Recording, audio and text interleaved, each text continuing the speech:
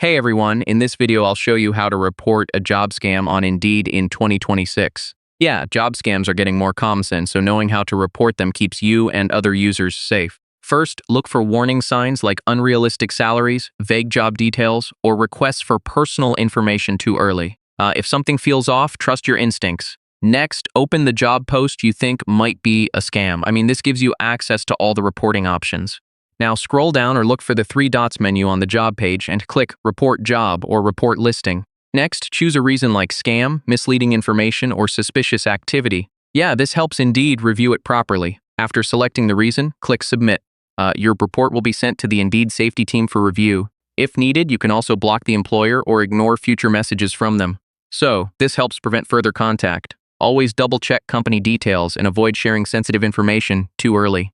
Yeah, staying cautious helps you avoid scams in the future. And that's how to report a job scam on Indeed in 2026. Hopefully this helps you stay safe while job hunting.